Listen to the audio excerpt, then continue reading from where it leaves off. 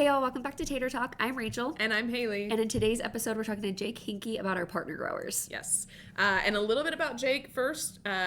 It's a big one. Yeah. He's got a lot going on. He's got a lot too. Yeah, exactly.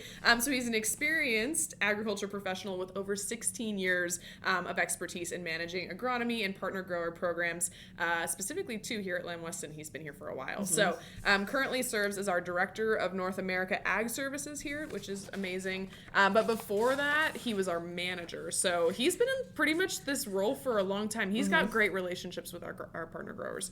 And so prior to this role, he held the position of that, like I said, that manager for 13 years. So demonstrating this long-standing commitment to leadership, especially here at Lamb Weston. Yeah, and Jake also holds his Bachelor of Applied Science in Agriculture. Didn't even know that was a thing.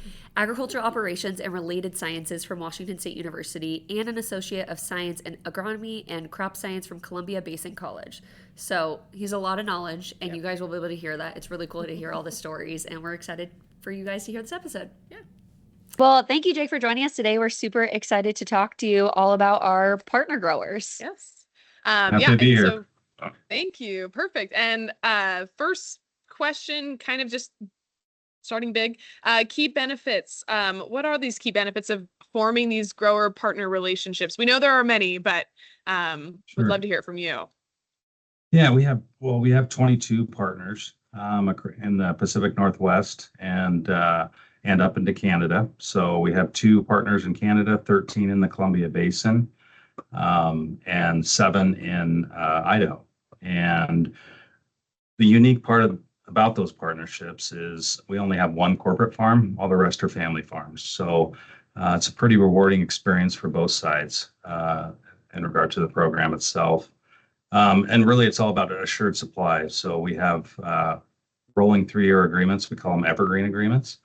So we make sure they have a home for their potatoes, and we also they can't sell to the competition, and we have that assured supply, and it's a rolling 3-year agreement. So every November, they could opt to get out. We could opt to get out. Doesn't happen very often, but there's a 30-day period, and if either side wants to stay together, then we just roll it again. So it's a unique program, a really good program. And again, it's about assured supply.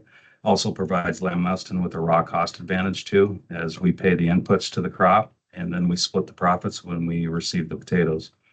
We also develop new varieties, and we start those out with our farming partners, so we can develop best practices, whether that's seed spacing, whether that's seed depth, fertility, all of those things. Also, we can cost those varieties. So when we put a price to them, we can get an advantage on those new varieties, as well as a good return for our growers.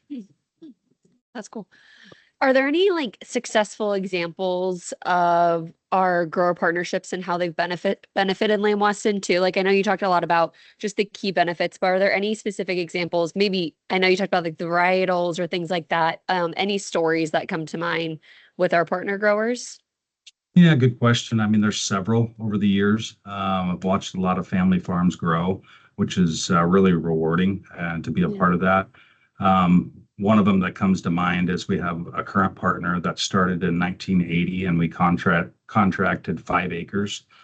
And that grower today is growing 1,400 acres, and we're currently working on a succession plan for his son to move in. So cool. Yeah, so that's a story that sticks out. That's pretty rewarding. But there are several, like I said, all across the Pacific Northwest and up into Tabor, Alberta, like that. So yeah. It's great. It's fun too, because I think we've heard, throughout Lamb Weston we hear this, but I think especially more in the Pacific Northwest, you hear about the Lamb Weston family and people wanting, and people's kids working for Lamb Weston. And so it's fun hearing that too on the partner grower side, that's really generations are moving along with, the potatoes and our company as well. So it's just happening parallel. Absolutely. Yeah. It's been very rewarding for sure. It also sounds like a lot of growth. 5 acres to, you said what, 1,400? Is that? Yeah, I haven't done the math on that. I was gonna say, I'm like, that seems like a lot of growth. Yeah. But I take it with a grain of salt. I'm not a math person, so. Sure. But that's really cool. There's a lot of advantages we know with having partner growers. Obviously, these stories are great and they're fun pockets to talk about things. But we also know there are likely some challenges too. If you could talk about maybe those challenges as we try to establish these partnerships, or even how we overcome them, because I'm sure we do. Yeah, I mean, there's some challenges in our industry right now, as everyone knows. So, um, our partners expect to have growth, and right now we're not doing that right now for a lot of different reasons, as we all know. But challenges can be every year we got to align the right varieties, the right acres with the right growers to maximize their profitability. And when we maximize that, that gives us a better cost advantage because that our split is much higher, right? So Mhm. those are annual challenges. We also got to make sure we have the right varieties for our plants. So we got to work with them as well. But those are some of them. But we have really, really good relationships with them, and it's been a great program. But there are challenges along the way. Nothing we Yeah. can't handle, though. Yep, Always problem solving. exactly. Yes. I think you said 22 partner growers that we Yeah. have right now. Yeah. How do we identify those people and approach them to have them be one of our partner growers? Yeah, a lot of them we know in the industry. A lot of we rely on our field teams too, but we vet them out because we are paying the inputs. We vet them out for at least 2 years, most of the time 3 years. So we collect a lot of yield data, quality data. We also do cost budgets with them to make sure that we're going to have a consistent cost advantage with them. But those are some of the things that we do. But Lamb Weston's involved in the National Potato Council, the Potato Commission.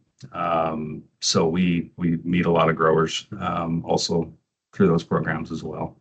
Mhm. Yeah. Wow. Trying to thinking about our partner growers and our own farm. I mean, we don't obviously we don't get to go out and see our partner growers or their operations. And this is a random question, but does it feel a lot different than what we do on our own company farm, or does it feel pretty similar because we have so much to do with those inputs? I would say our agronomy team works a lot with, and our company farm has an agronomy team too. We have one here at corporate, which you just met Seth Shelton is one of them. We work directly with our growers, so we do we collect a lot of data because we have that data because we pay the inputs on what a successful fertilizer program. So more is not always better. So we're constantly working with our growers to maximize yield quality for all the varieties they grow. So in that way, it's a little different, yeah. Yeah. Yeah. But you're Okay. more than welcome. You're more than welcome to meet any of our partners anytime. Yeah, we Oh, talked to Donnie not too long ago, and Yeah. he told us too, he was like, I can get you some contacts. We're like, okay, we might have to go out there next time we're out in the Yep. Tri-Cities Yep. and check them Yep. out because it Anytime. every time we go, I mean, I say every time, I've Yeah. been like 3 times to the company farm, but every time it just is completely like jaw dropping Yeah. of what we can do out there and being able to talk to some of our farmers out there. I'll say, I know we're in Boise right now, and there's, people have a feel for some ag out here, but live in Chicago, which I will tell you, no one knows anything about ag. And so Sure. every single time I'm out, even in Boise Yeah. or especially in the Tri-Cities, it is just amazing. And I'm sure for some people listening, especially our sales team and things like that, for people across the nation, like they've may or may not have been able to go to our farm. And so it's just been fun to be able to get these tidbits and want to highlight the people that are out there. Yeah. Yeah, our partners actually enjoy uh, anytime they can tour new people out at their farms. So anytime that you guys want to come out, no problem. Well, that's good to know. Awesome. Okay. Well, we're coming out in April. Yeah. So stay tuned. There you go. Yeah. I love it. Okay. And then what, I mean, we talk about this all the time with technology, trends, innovations, everything. I'm sure there are innovations in the potato industry that are influencing partnerships. I know you said we don't have any new ones right now, but has that had an influence in the past when we go to try to find new partners? Yeah, I mean, there's been a lot of equipment Mm. Innovation aren't they trying to do, just with labor and everything else there's been new technology that growers have that they've invested in. I would say the biggest challenge right now, and I mentioned it earlier, for our um, we have one out of the 22 partners, we have one corporate partner. I would say succession planning is a real challenge. And so we started a couple years ago, we started what's called the Next Gen program. So whoever that grower succession plan is, we've taken, 100 acres and really let that grower manage it themselves, whether that's the input costs and that. So they're ready to go and take over the farm here in the next 3 to 5 years, whatever that might be. So I would say that's been, innovation that they're constantly evolving. I would say Yeah. that's been what I've realized in the last few years is that we really need to kind of help with that and help them with that succession planning. Yeah. Yeah. Thinking beyond, and Yeah. I'm sure too, they're thinking about it, but obviously it's a co-partnership. So to be Yeah. involved in that and come alongside them is great. Yeah. Yeah. Is there anything that you were like, anyone who listens to this call that they're like, they need to know they need to know this one thing about our partner growers? Yeah. I mentioned, and I hate to be it, I would say, I think it's pretty special again to have 21 of our partners family owned farms. Yeah. It is, you know, it's becoming more of a challenge. A lot of what you see is a consolidation and big part, to help keep that alive. The family-owned business is pretty rewarding. Mm-hmm. Yeah. I mean, I think it's awesome. We always talk about our family. I know we're corporate, but we always talk about us being a family. So it's nice to see that we can get tapped into some of those families as well and how much of a part of their business that they are. Like we were just talking with Seth too, and he's like, we talk about the French fry a lot, but we can't have a French fry unless we have a potato, and we obviously can't have potato if we don't have a farm. So it really goes back to the beginning of Yeah. the importance of all of that. Yeah. Absolutely. Yeah. Really nice to know we're supporting our local economies in more ways than just a plant or selling or anything like that. So really special. Yeah. Awesome. Well, thank you, Jake, so much for talking to us about partner growers. Thank You bet. you.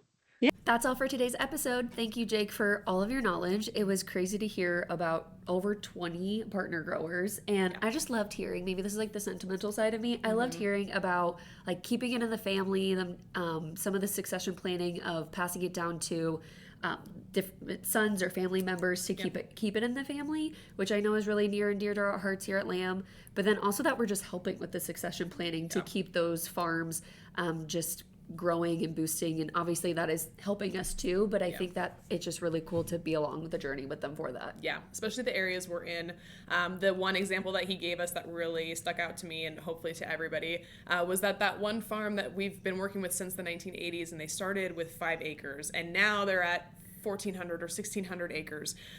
So just a lot of growth and opportunity to keep these family farms running by partnering with us at Lamb Weston. So just some cool stories out there. Yeah. So we hope that you guys found it as fascinating as we did to learn more about our partner growers. Yep. And so we will see you next time on Tater Talk.